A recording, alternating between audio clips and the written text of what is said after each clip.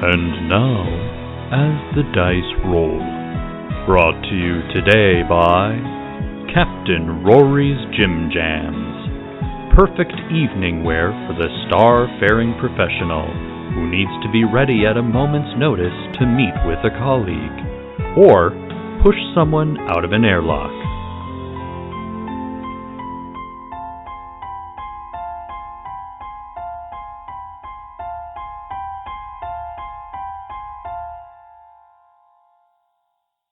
Previously on Cautious Optimism.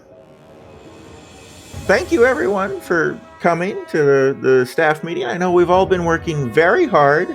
I think whatever is letting me get these little psychic flashes is letting me realize that we might be stuck in a time loop. I have to finish my experiments quickly. They're really going to do this. I have to hurry. Nothing that scientist does is coming on this ship. I am outside of the human scientist's lab. This lady ain't packing nothing. She's working on an experiment. Harvu Earth needs power for his chronomodification field generator. I'm suddenly feeling very tired. I may have to lay down on this hover gurney and take a nap. Powering up wormhole generator. Hold on to your butts.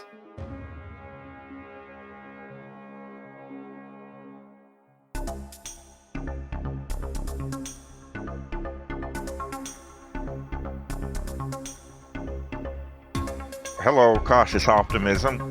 Aurora Borealis Shand. A human woman. I'm not interested in selling this ship. She has a huge smile on her face. She's very important to me. Hank Crawford. Engineers. Bad news, good news. Bad news, fuel leak. Coming and going from the spaceport. Good news, I found duct tape. Cayenne Brunt. A Mator. I am a doctor. A 9-foot-tall, 4-armed creature.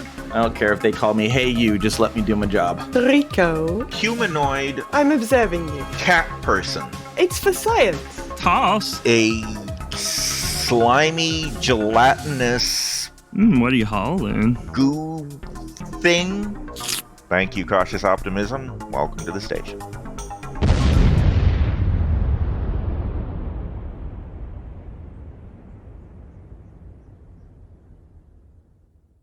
As the wormhole generator activates, the ship is surrounded by a field of white energy, and everything starts to go a little hazy. All of your vision starts to go a little blurred. You start to lose balance. There's a strong sense of nausea. And suddenly the white light outside the ship disappears. It clears. And you find yourself in the darkness of outer space. You see distant pinpricks of light, the faraway stars. The nausea drains away. You start to feel better. Your vision clears up. And you suddenly feel like you're being pulled down by the artificial gravity of the ship at a normal rate and everything. But you suddenly feel a strong gravitational pull to the starboard side of the ship. And a quick glance out a window or viewport in that direction reveals you are super, super close to one of the 3 stars. And you're being pulled into it. Oh, is that all? Yes, the end. Oh, no, that's not what I meant. I mean, is that the only obstacle I have to deal with here? Oh. I mean, that sounds like a piloting problem to me. Is ShipCom back online? If you say ShipCom or try to activate them, you get no response. Are comms back online? Yes. Engineering to the bridge. Go ahead. Captain, what the hell's going on out there? We're very close to the sun. I'm trying to maneuver us away from it. But guess what? It ain't working. Yeah. Divert all powers to thrusters pushing us away. Yeah. We might as well try. It's just the sun. Just a star. It's just a star. It's just a star. Do you want to do an engineering roll to try to reroute power? That's what I would like to do. All right, let's do that. At ties, 13-13. I believe in GURPS you succeed on a tie, but just, barely. Makes sense. And Kells, go ahead and make a piloting roll. Oh, criminy. 11. That's good. My piloting is a 14, so success by 3. Success by 3. And you are getting a little extra juice from Hank's engineering, redirecting power. So the ship stops being pulled into the star, but you're also not escaping the star either. You're kind of being held in check. And if the engines were to go out or anything, you would continue falling into the star. I open up the comms to the whole ship. Ideas? Thoughts? What are we doing? Well, I've given her all I've got, Captain. Fee says, Captain, we could try to fire the wormhole generator again and go somewhere else. I don't know if there's enough juice, but it's an option. Nothing could go wrong generating a wormhole next to a star. Nothing could go wrong. Let's do it. If nobody else has any other suggestions, I say we go for it. Might as well. I know what happens if we get pulled into the star. I have a certain result there. We don't even have to be pulled into it. If we get much closer, we're toast. Yeah. I would like to divert what remaining power there is to the wormhole generator. All right. Everybody turn your phone's Wi-Fi off. That's the problem. You didn't put it in airplane mode. So that's what happens when you don't put your phone in airplane mode. You get sucked into a star. Yep. Turns out it really is a big deal. So, Sihi and Captain, this is what I propose. We cut all power to the thrusters at the same time we activate the generator so that it does have enough juice to do it.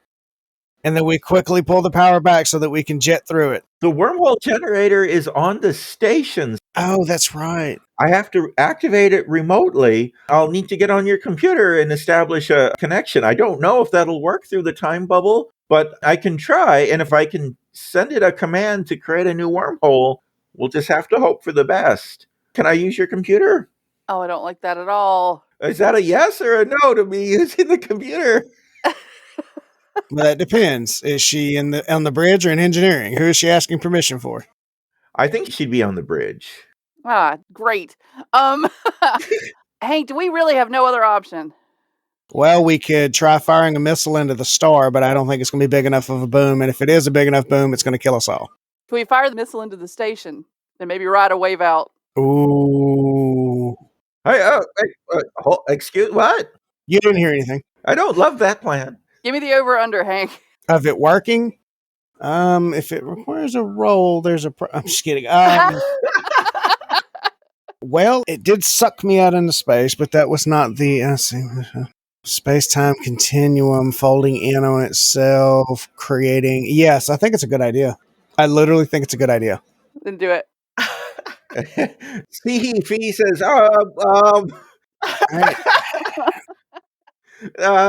I'd like to preserve the station if possible. We might be able to use it for future. Oh, absolutely. Surely. Because it sounded like you were talking about blowing it up. Not at all. Deception roll, where's that at?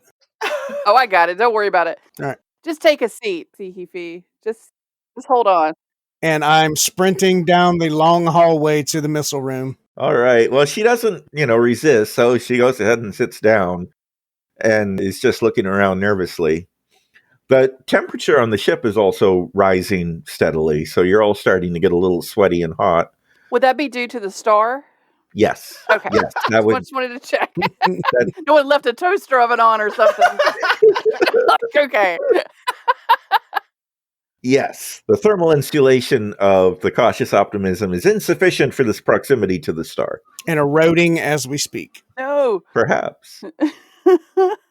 All right. So Hank arrives at the missile room. Yep. Did we leave a missile loaded in it? I don't remember. I'll load a missile. I don't think we did. I think we very carefully removed everything after the disaster that was the test firing. That sounds right. I will load the live round into the missile launcher. Okay. You go ahead and do that successfully. I'm sure you've practiced and prepared for that, so no roll is needed. And now the missile launcher only fires directly forward. And right now, you're not pointed at the station. Okay. You aim the missile launcher by aiming the ship. So that'll be a flight roll. And we are facing exactly away from the space station. So, Captain, if you could rotate her 180 degrees and line me up with the station, I can make the shot. Success by 2. As the ship changes course, you're starting to fall back into the star because the engines aren't facing directly away from it anymore, but you're lined up correctly with the space station to get a shot off. And since it's a stationary target, It shouldn't have a dodge or anything. yeah, it's not going to dodge or anything. There is a particular role for shooting a missile, though. I mean, I've got missile weapons pistol. I mean, if we could, modify that a bit, or Again, I should have looked up how to fire the missile, but I did not anticipate anyone shooting a missile. This wasn't the solution you had in mind to this problem, Tom? No. But this one's a lot more exciting. This is a lot more cinematic, I think, Yes. Good. than your proposed solution. Yeah. Yeah, this will look good on the movie version. It'll look very good on the movie version. Or even if somebody draws this like a comic book or something, that would also, Yeah, that would be awesome. would also work. That would be amazing. Okay, so did you guys figure it out? no. Okay. Sorry. I'm looking through the table of contents. No, take your time. Take your time. I proposed a solution. I said, I've got proficiency in missile weapons pistols. Let's use that with a modifier or something. That's a good suggestion. Well, of course it is. It's a roll of 16. I'd like to modify off of a 16. Page 59 of the GURPS Spaceships instruction book tells us that ballistic attacks are very complicated. Son of a gun. Literally. See what you did there. Guns, missile launchers, and ramming spacecraft all use these rules. Since the attacker is steering or homing on the target, range modifiers are relevant. Relative velocity. Oh my goodness. How complicated does this have to be? It's space, Todd. It's space. Yes. I mean, in real life, it would be very complicated. We're just trying to play a game. I don't want to take forever while I try to understand the rules of GURPS. So listeners, feel free to contact the show with how to play this darn game. But for now, let's just go ahead and call it a piloting maneuver, because it's basically a matter of lining up the ship correctly. And you already made a successful piloting roll. Yes. So we're going to say the missile launches out, and it is going directly towards the space station. And it's traveling along as you would expect. And then as it gets to the edge of the time bubble, it suddenly, just in the blink of an eye, boop, there's a huge explosion because everything inside the bubble is accelerated. So the missile just went from the edge of the time bubble to the station has exploded. And there's a huge shockwave coming towards the ship. As the shockwave hits you, let's make another piloting roll to see how successfully you ride the wave. All right. Surf's up. Success by 2. Whew. Rory points the ship in the direction the wave is going at exactly the right moment. There's a shake, there's a big impact as it hits the ship, but nothing is damaged. Nobody's knocked to the ground or anything. And the ship surfs that shockwave far away from the star out into empty space and to safety. Yay! Woo! Wow, you are an amazing pilot, Captain. Thank you. I'm glad someone finally noticed. I am sad that one of the most unique research facilities in the galaxy was destroyed, but oh well. There's nothing we can do about it now unless we had some sort of time machine. Oh, yeah. So we're going to have to do a sweep over the ship to make sure nobody brought that time machine with us. All right. Well, Captain, I very much appreciate you rescuing me and all of my fellow scientists. I wonder if you would be willing to bring us to Dolonia to drop us off? Oh, that sounds familiar. That was a place. Is that a place we were headed? You have not been to Dolonia before. It is the home planet of the Dulons. Okay. Sihi is a Dulon. Gotcha. Well, first of all, over the comms, I say status report. Is everybody okay? Rico emerges from the kitchen with a mug of coffee for you in a, best pilot mug. Hands it to you. There you go. Thank you, Rico. You're welcome, Captain. Is engineering okay, Todd? Largely. Okay. It wasn't damaged much by the impact, but a lot of your repairs and work while you were on the station were focused on reinforcing the hull and getting the engines working and stuff. So the Cautious Optimism always needs a lot of engineering, tinkering, and fixing up, but even more so now than usual. Outstanding. Oh, I tried to contact Shipcom. Shipcom is still not responding. Oh, God. I would like to try to get Shipcom back online. Okay, let's make some kind of engineering fixie-uppy roll. Oh, nailed it. 7 out of 13, so success by 6. Wow.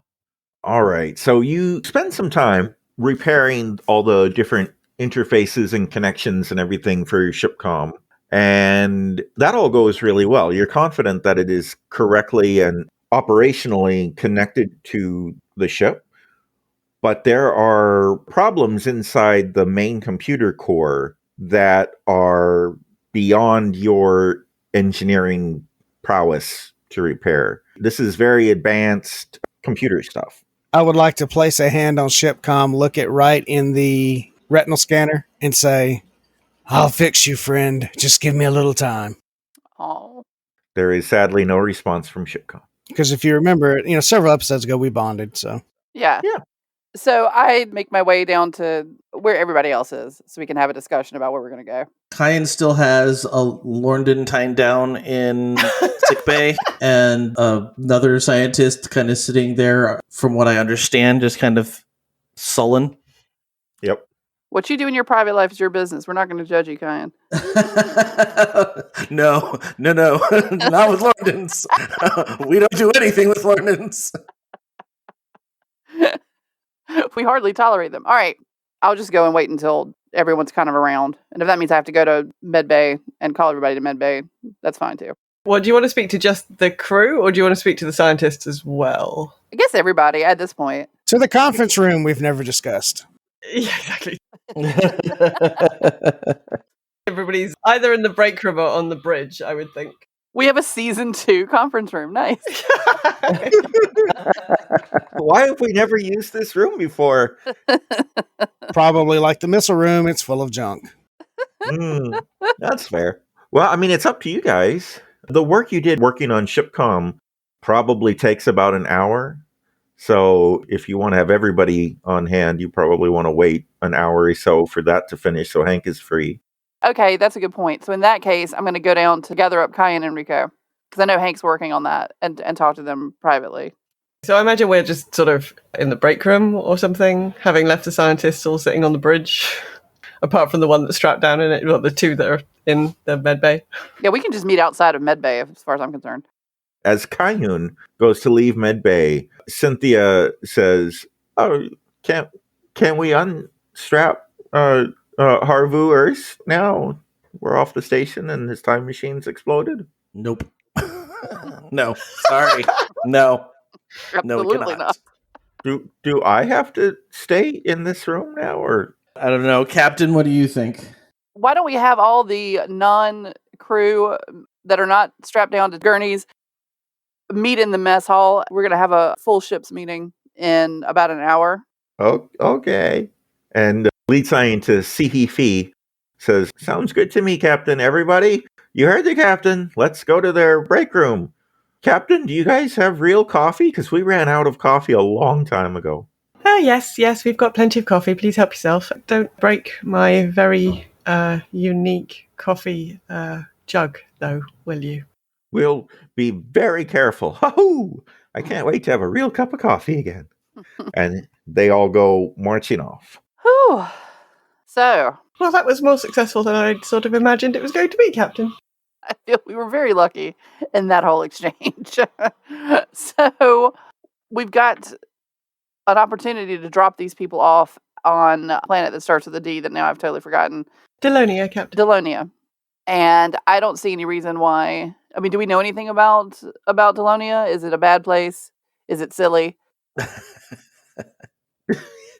It's home to the Dulons. They stand about 2 feet tall. That's about 0.6 meters tall. They're hairless, and they often have cyborg implants sticking out of their heads and other body parts. Dulon is known to be about the same technological level as most of the League of Planets. Okay. They do have a pretty forward-thinking social environment or whatnot.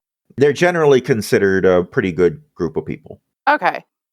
So yeah, I mean, unless you guys can think of anything different, I figured it's as good a place as any to touch down, try to fix Shipcom, assess our situation, and, figure out our next step.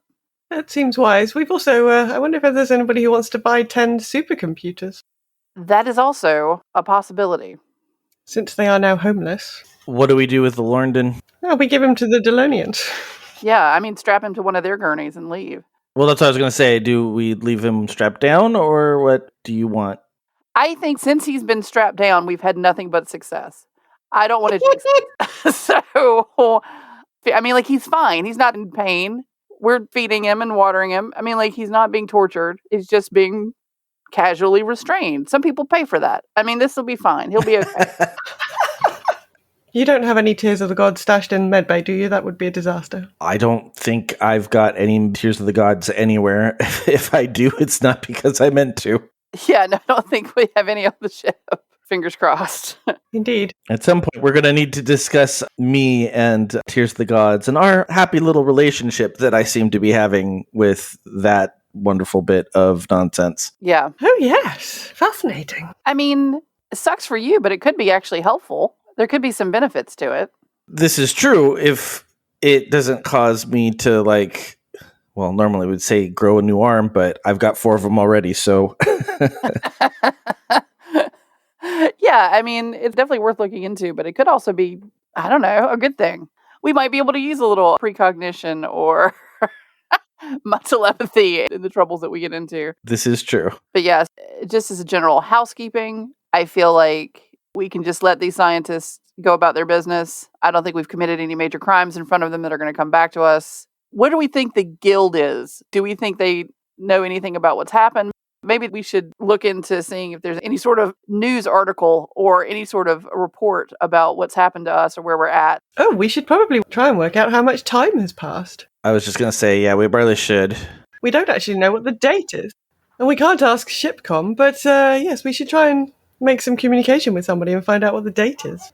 Todd, if the ship is flying, it must have some sort of nav system. Based on the nav system, it must have some sort of relationship to star charts. Like, we haven't been gone like a millennia or something ridiculous, right? Stars aren't where they're supposed to be. Like, the universe hasn't expanded since we left, like noticeably expanded. I see what you mean, yeah. There's not a computer system that'll calculate that for you, but if Rico wanted to use the sensor data on where all the stars are and do some math, she could figure it out. Okay, well, she'll give that a go.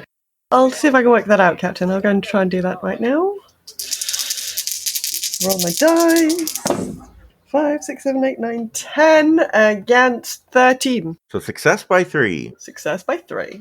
You look at all the sensor data from the ship and you remember everything you learned about astronomy and do some math, and what you determine is that it is essentially 1 hour after you entered the time bubble in regular real space. Oh, well, Captain, the good news is we've only been gone for an hour. Oh, so we definitely still have a guild problem. Yes. That seems quite likely. I don't know why, but I was convinced that time was working the opposite way. I forgot that we were moving faster, not the real world. Yeah, I've gotten confused about that a lot during this adventure too. Time and space is complicated. It is. It's really, really, really complicated. Yes. All right. Well, then if nobody has any objections, then I figure we'll go with the Delonia plan. I mean, I'll check with Hank, but I can't imagine he'll have an issue with it. The supercomputer job wasn't a guild job, was it? I assumed it was. Yeah, it was. It was, yeah. So we should probably tell Anya what happened? Or do we tell them that they were delivered? Well, I think it's probably not going to be very long until they work out that we destroyed the space station, Captain. Like, if we'd left it in one piece, that might have been one thing, but we did just blow it up. Somebody will notice. Do we say we couldn't find it? No, because that shows incompetence on our part. Yeah. All right. And in the act of not finding it, we mysteriously blew it up. That seems that seems like a stretch, Captain. All right. Well, This is a very well-known research station. We're hardly out in the middle of nowhere. true. I think it's very likely that the guild will find out what happened here. I mean, there's probably guild people enmeshed with the science community on Delonia. Well, then, I guess I should call Anya Brecht and give her a report of what's happened with my spin on it. Absolutely, Captain. So, yeah, if Hank's still trying to fix things and taking forever, I'll go ahead and do that in the interim, too. Maybe I should go and see if I can be of assistance to Hank. Probably not a bad plan. I'm going to go back to the bridge and call Anya Brecht. Okay, and I guess I'll go to engineering. Or to wherever Shipcom lives. Well, Shipcom's on the bridge too. I think the computer core that is Shipcom is probably in engineering, Okay, Yeah. but it's piped into the comm systems all over the ship. gotcha. All right. So do you want to go ahead and do that call to Anya Breck now? Yeah, if you're ready, I will. All right. Beep, beep, boop. Hello, this is Anya Breck. Hey, it's Rory from the Cautious Optimism. How are you doing? Oh, I'm fine. Busy as ever. There's a lot going on these days. How are you doing? Have you managed to finish that supercomputer delivery yet? Finished it. Terrific. Well, but here's the thing. They didn't want the computers anymore. They didn't want them. No, so I still have them. They refused delivery? They did. They were having some other issue on the station. I don't know if you knew this or not, but the station actually blew up. What? We're giving the scientists a ride back to Delonia. So if you've got a contact to offload these computers on Delonia, that would be helpful. The station blew up. Oh my. It was crazy. Yeah, it was we just barely got out of there with all of most of the scientists in tow. But yeah, we still have these supercomputers that need to go somewhere. My goodness. I'm sorry. I had no idea that was going to be such a dangerous mission. I thought I was giving you an easy one. Yeah, no, it was pretty hairy there for a little while, but it's fine. We got out of it. We're not new to this game. Well, that's great to hear. And great that you were able to save the cargo under those circumstances. I'm sure I can find another buyer for a bunch of supercomputers. Actually, I might have an idea who they could go to. You said you rescued some of the scientists, right? Are you going to ferry them to Delonia? Yes, that is the plan. Terrific. Go ahead and set your course for Delonia. I'll see if I can find a buyer for these supercomputers, and I will get back to you as soon as I have some news. Great. And if you could pass on a little message to the captain of the Flyhard and tell him thanks for the gift. It came in handy. Oh, very good. I'm glad. Wait, what do you mean it came in handy? We had to use the gift to be able to escape the station in time. Huh, okay. You weren't involved in the station exploding, were you? Not initializing the explosion, no. Okay. You know what? That's great. I'll find a buyer for those supercomputers. I will let the Flyhard know you appreciated their shipment, and I will talk to you soon. Sounds great. Anya out. Probably should have kept that one a little closer to the vest, Captain. They're going to find out anyway, and this way I can argue that we were shooting at the time bubble, trying to ricochet off that. You still got some fast talk to do. It's good. Yeah. Don't want to act like I'm hiding anything, but also, screw that station.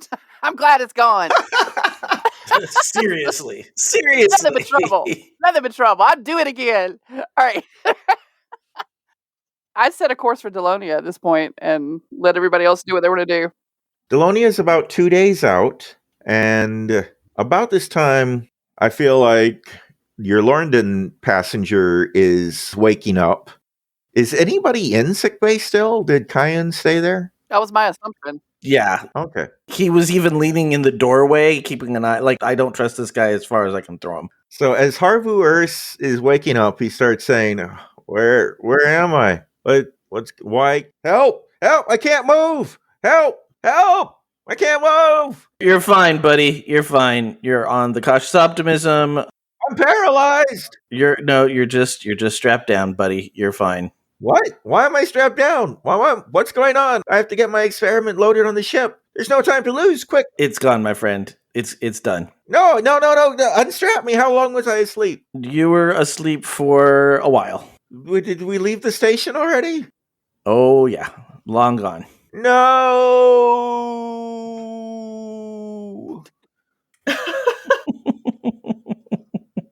Forgot what drama queens Lorndons were.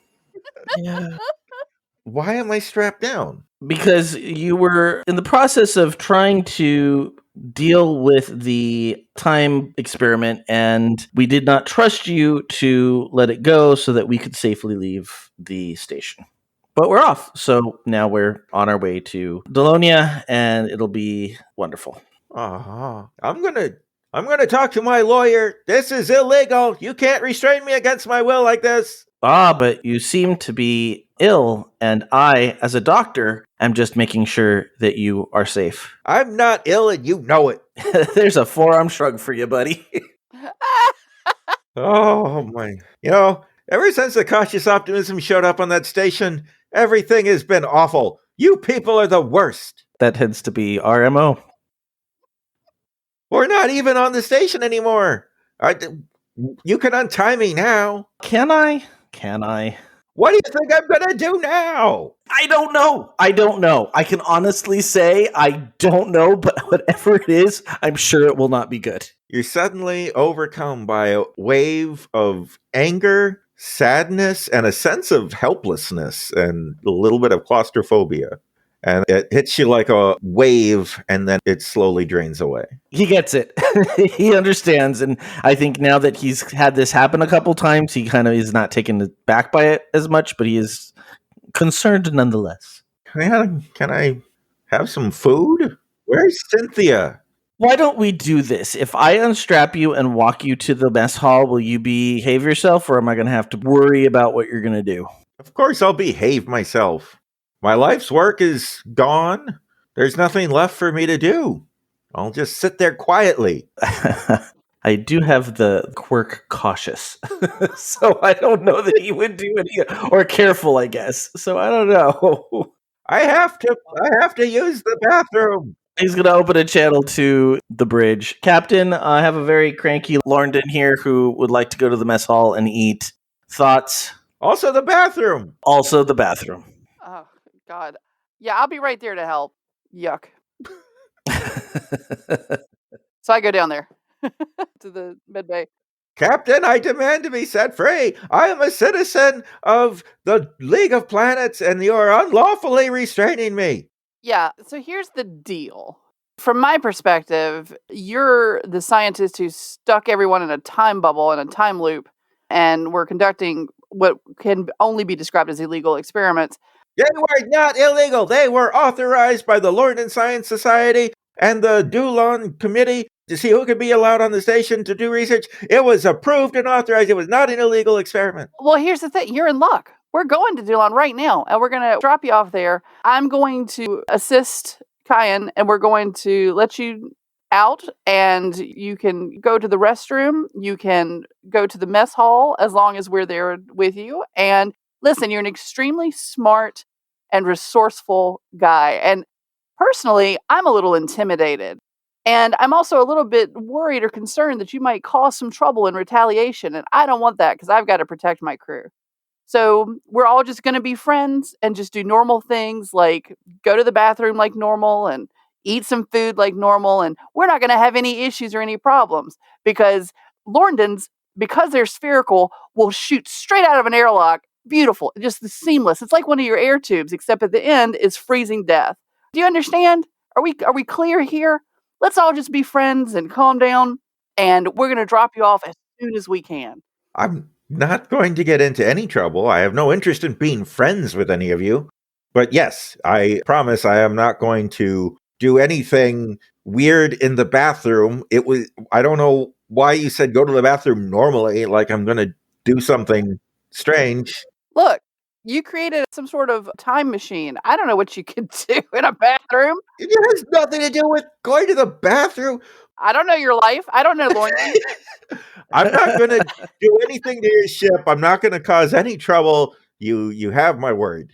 Fantastic. We're going to get along great for the next 2 days. If you say so. Can I be untied now? Yeah, no, look at Kai go ahead and starts untying him, and he does hold up a little, like one of those hypodermic, where you push it and it goes, psh, and yeah. He holds that thing up and says, we can always take a nap if there's problems. Aren't doctors supposed to do no harm? I don't think you're allowed to drug people against their will. If I wasn't doing this, I would have to break the oath of doing no harm, because I am done. I am done. Well, so am I.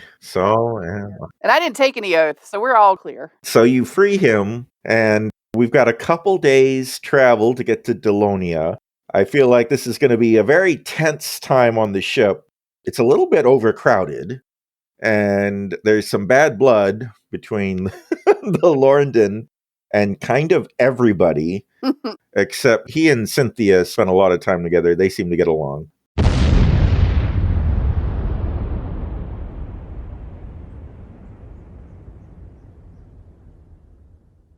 Tension on the ship?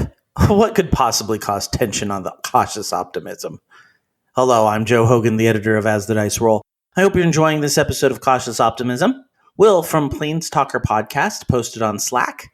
So gotta ask, how many more episodes are you guys ahead? Did you take a break? Will there be a season 2? Thanks for the question, Will. We have 3 more episodes in season 1 after this one. The next few episodes are long enough that I could probably spread them out into more episodes, but I'm going to try not to. That means that season 2, and yes, we are definitely having a season 2, should premiere on December 3rd. We're about 12 to 13 episodes ahead of where we're releasing. When we started releasing Cautious Optimism Weekly, we were about 20 to 21 episodes ahead, so we're definitely catching up to ourselves. We took a break in July when I was out of town, which in podcast time would be between the last episode of season 1 and the first episode of season 2. And like any good gaming group, we have had scheduling issues in the last couple of months. With season 1 wrapping up and season 2 coming out, we would like to do a bonus Q&A episode between the seasons.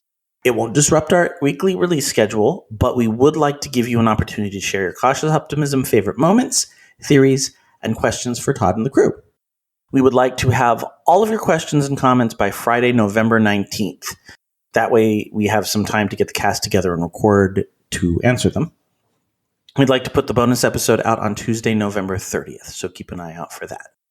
If you're looking to hear more from the rest of the crew, you can check out all of the other fun projects we have out there. Kelly has a new episode of Mating Habits of the Modern Geek out. She discusses with Roger, marriage, what is it good for? Bam and Todd co-host a podcast about Farming Simulator called Farming Simulated. You can listen to Todd on his podcast Nerdberg Review, Raven on Girls Gone WoW, and me on Geektitude. We love to hear from our listeners, so please contact us on whatever platform you are most comfortable with. You can follow us on Twitter at AsTheDiceRollRP or on Instagram at AsTheDiceRoll. If you want to chat with us in real time, go check out our Slack channel over on the Geek to Geek Media Network Slack, which you can find by going to the Contact Us tab on the network website at geektogeekmedia.com. And while you're there, you can also join the Geek to Geek Media Discord server. And finally, you can always email us at podcast@asthedicerollcast.com or leave us a voice message by clicking on the link on our website at asthedicerollcast.com. That's it for me this week. I'll be back on November 9th with a new episode of What Is Not, and then back here on Friday, November 12th, with the next episode of Cautious Optimism. Until then, let's see if that Lorndon gets tossed out in an airlock right after a quick commercial break. When toxic culture has you down, when you're just looking to laugh and have fun, kick back and enjoy watching a video game, or just make some new friends, it's time to visit the Geek to Geek Media Network, a community of podcasters, streamers, and bloggers. Well, more of a family than a community. All dedicated to geeking out about the things we love. Things like video games, Star Wars, comics, movies, K-pop, Disney Plus, Keanu Reeves, new, or whatever our community decides is the next best thing. That's right. We have a great online community on Slack and Discord where we chat about our weekly geekery with listeners and viewers. and each other. Yep, and each other in real time, and we can't wait for you to join us. So come check us out at geektogeekmedia.com. And escape toxic fandom for something much more... Keanu? Yes, Keanu. I feel like we could go ahead and fast forward to the next morning, if that's okay with you guys. Yeah? Mm-hmm. Unless we want to have another go at repairing ship comm.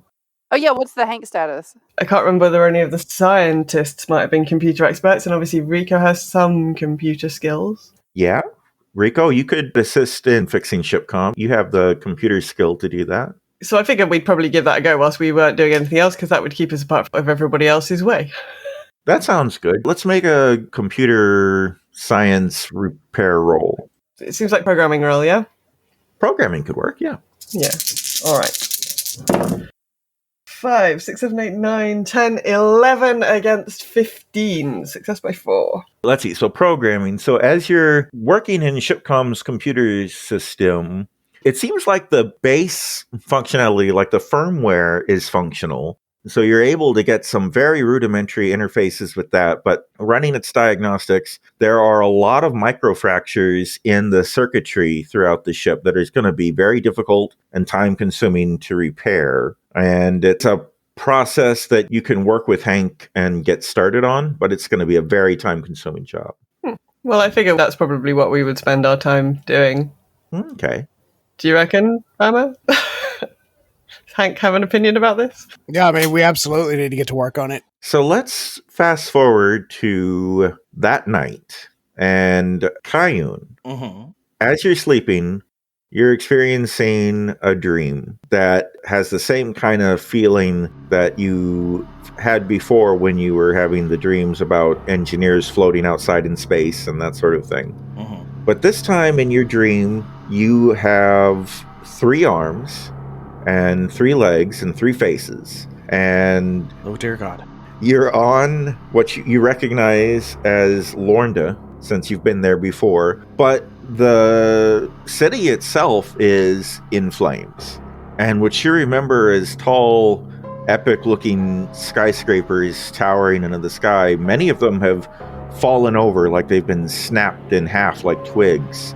And there's rubble and chaos everywhere, and scorch marks and craters. And you're rolling along. You're curled up in a ball and you're rolling along, which is, to you as a Matorb, a very unsettling disturbance. But in your dream, it seems perfectly natural. And you pop out of your ball form and stand on your legs again to see someone that you've never seen before, but someone that you know very well and is a loved one. And they've been ripped in half.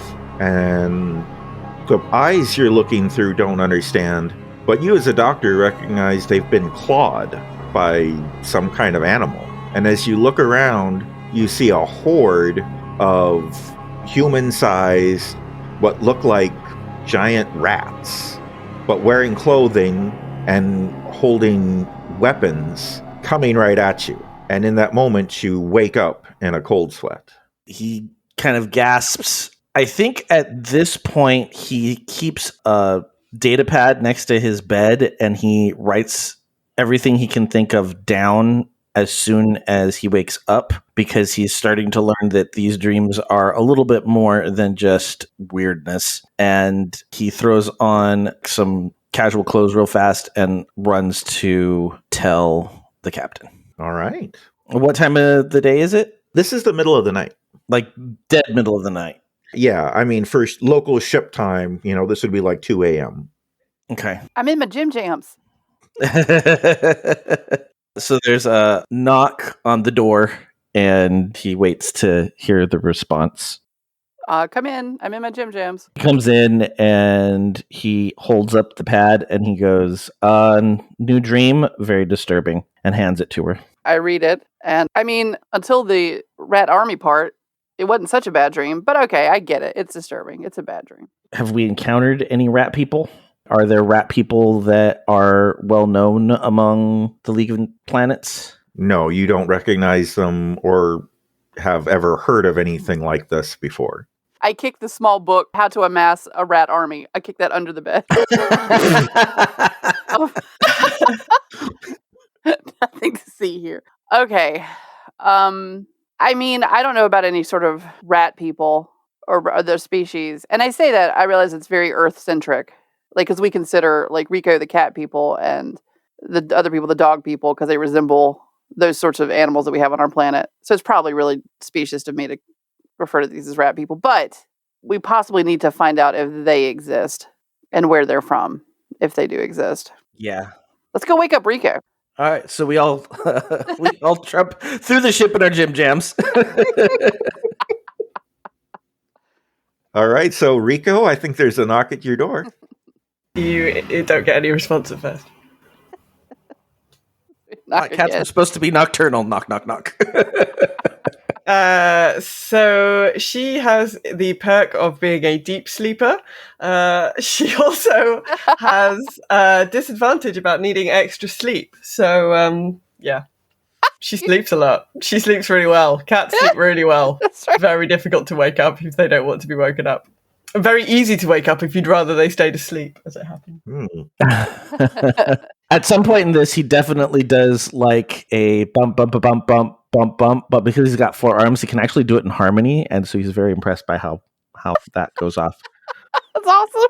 After like 5 minutes, you're now doing basically like a drum solo on her door. She eventually, bleary-eyed, opens the door. I would think, knowing that we were going to go see Rico, I think en route they did grab a cup of coffee. I mean, I should hope so. And I think that's immediately what he hands her. She's glowering at you. She doesn't say anything. She takes the coffee. Her tail is flicking very rapidly from side to side. Rico, we need your big brain. At 2 a.m., Captain? Yes. Kyan has potentially had a premonition about a roving band of rat people. And he hands her the data pad with the dream all written out on it. Does she recognize the species? There is a story that the Felonians tell their kids about an evil race of giant rats.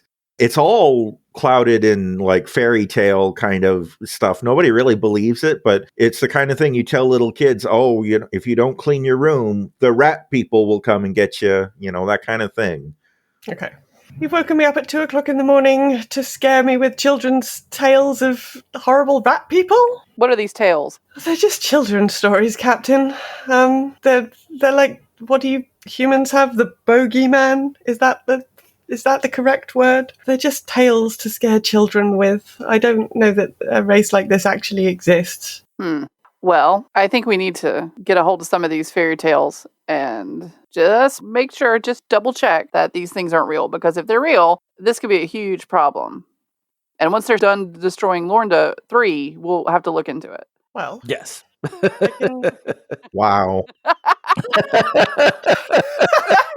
No one else can hear this. These are 3 friends talking. And we are all done. As far as I know, we are all done. Done with the Lord.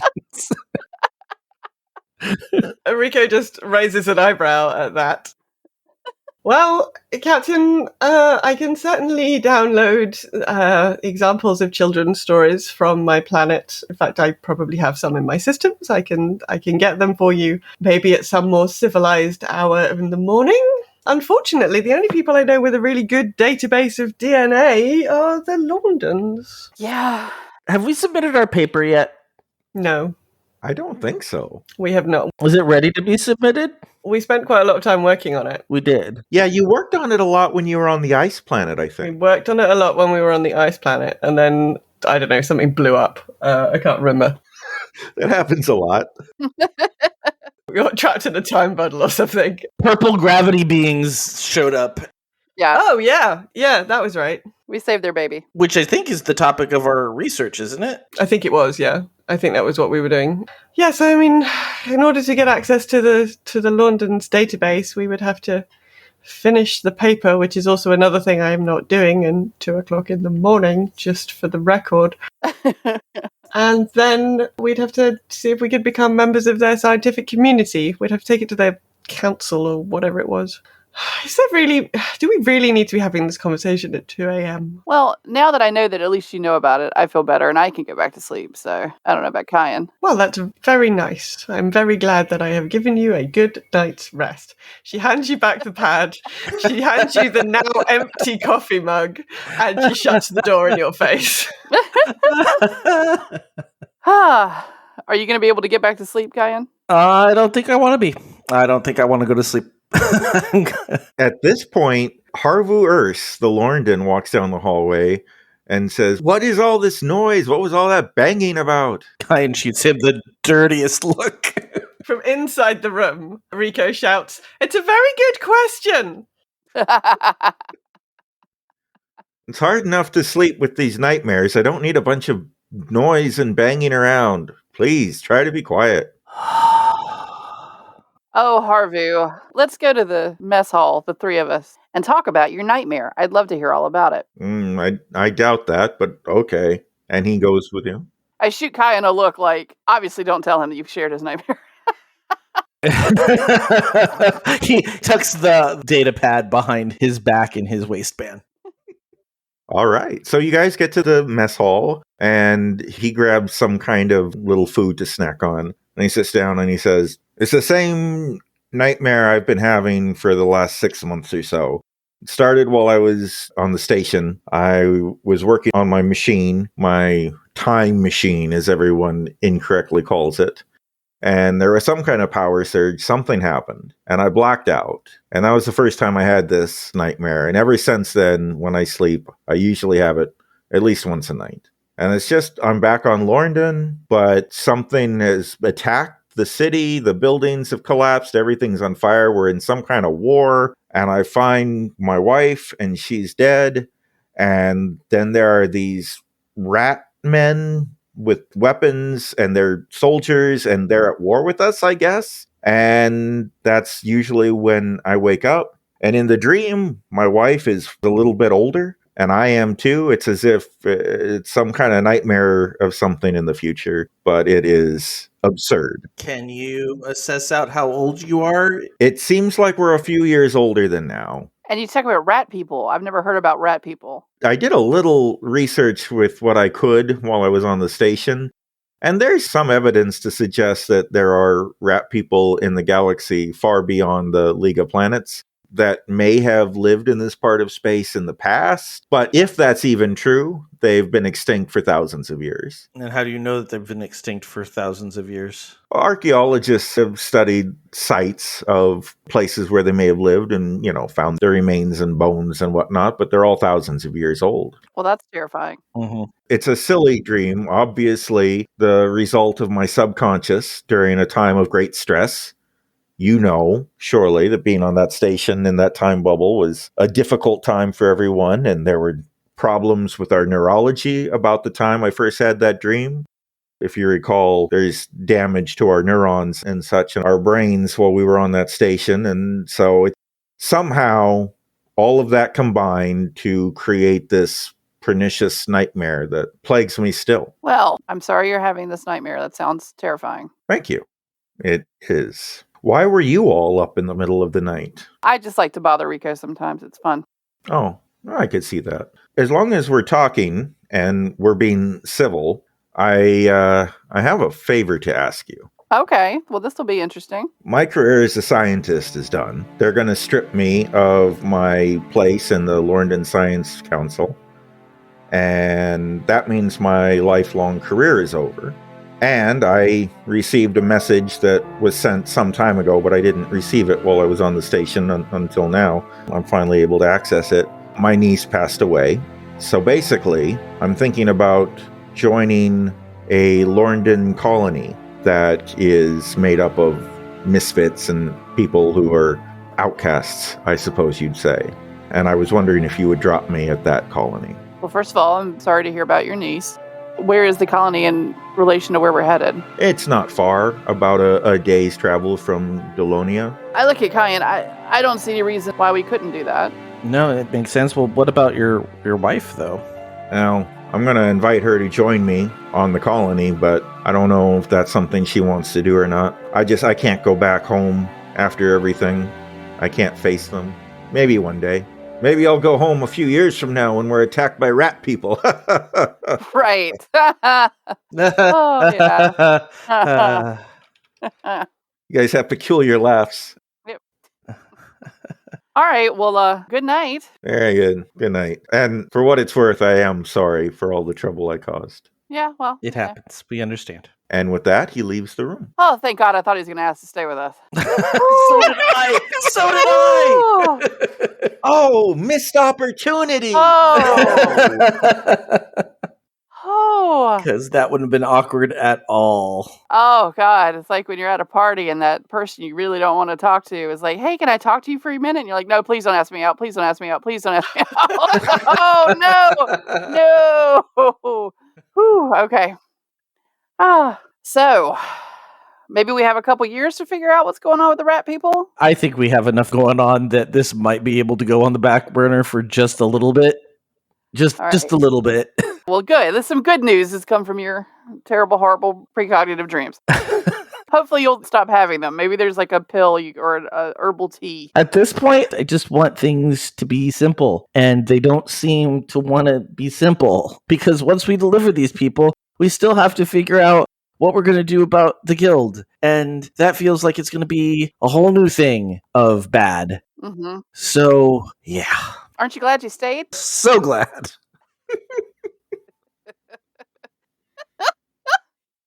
Awesome. Pat you on your shoulder. Well, back to bed then. Yes. Just out of character, I feel like this was good because I feel like there was tensions between Rory and Kyan for a little bit. I feel like at this point, we're all kind of square. Oh, I didn't feel that at all because I got to yell at you. So it was over for Rory. Yeah. It was never for Rory. Rory was done. It was over for Rory. I said what I had to say. I burn hot and then burn out. It's fine. But good. I'm glad.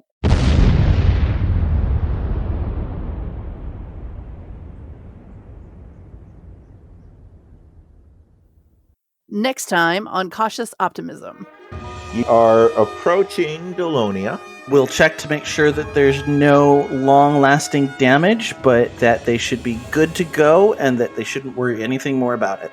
How may I assist you? There is an error. I am installed in the wrong ship. Yeah, sorry, it seems like we've reverted to a previous save here, Hank. He was arguing sentience last time we talked to him. No.